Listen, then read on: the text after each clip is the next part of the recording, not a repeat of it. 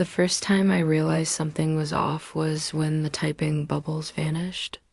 You know that fleeting moment of hope when they appear, flicker for a second, and then disappear, leaving behind a silence so heavy it presses against your ribs.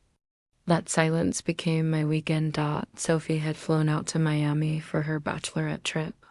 We'd spent months putting every piece of the wedding together, the colors, the playlist, the vows.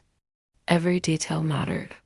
Before she left, she was radiant, laughing, teasing me about how I'd survived 3 days without her. I thought it was just her way of saying she'd miss me too. The first day, she sent photos, beaches, cocktails, the group in matching white dresses. I texted back that she looked stunning. She saw the message but didn't respond. I told myself it was fine. She was just having fun. By the second day, her messages slowed. Battery dying. Busy right now. Talk later. Then nothing. When I tried calling that night, I didn't hear her voice, only the hollow tone that tells you you've been blocked. My text stopped delivering. Panic hit first. Then confusion. Then humiliation.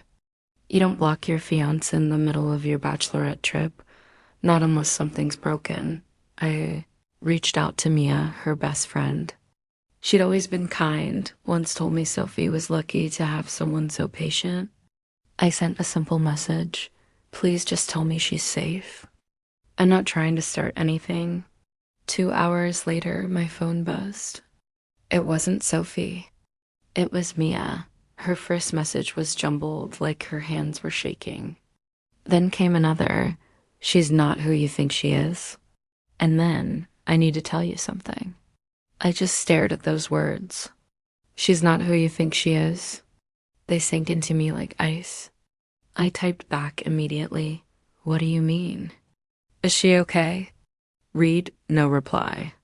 Then minutes later, another message.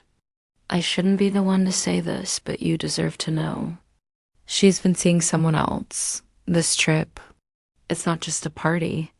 The world seemed to collapse in on itself. I read the message again and again, hoping I'd misunderstood. But each time it hit harder. I called Mia. She answered, her voice trembling. She wasn't going to tell you, she said. I only found out because her phone was charging next to mine.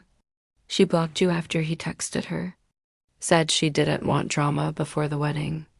Every second felt like it dragged through glass. Memories flooded my mind, the late-night work calls, the sudden need for privacy, that new perfume she swore was a friend's gift.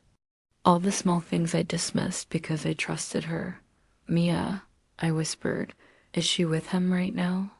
There was a pause, then a broken whisper. Yes, that single word shattered everything. Mia began to cry. I'm sorry, she said. I shouldn't have told you, but when you messaged asking if she was safe, it broke me. You still care so much, and she doesn't deserve that. I couldn't respond. I just sat there, the phone pressed to my ear, listening to someone else cry over the woman I was supposed to marry. That night, I didn't sleep. The wedding invitation sat neatly on the desk, her name beside mine in gold script, mocking me with every elegant curve. Outside, the world was quiet. Inside, my thoughts were a storm. I replayed everything, the distant laughter, the half-hearted smiles, the night she seemed somewhere else entirely. Once I'd asked if she was happy. She'd smiled and said, Of course I am. Don't overthink it. Maybe I should have at 3 a.m. Mia called again, her voice raw from crying. She's asleep, she said softly. No one else knows. But before bed, she told me something that she doesn't love you anymore. She just doesn't know how to say it.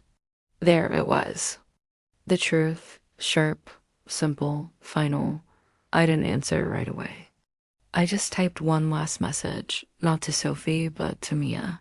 Thank you for telling me. Don't feel guilty. You did the right thing. Just tell her she doesn't have to come back pretending. I sent it, turned off my phone, and sat in the dark dot by morning. Sunlight filled the room, warm, merciless, and different. My phone buzzed once more. A message from Mia. She read your text. She didn't say anything, just cried for a long time. Funny, I thought. The first tears weren't mine.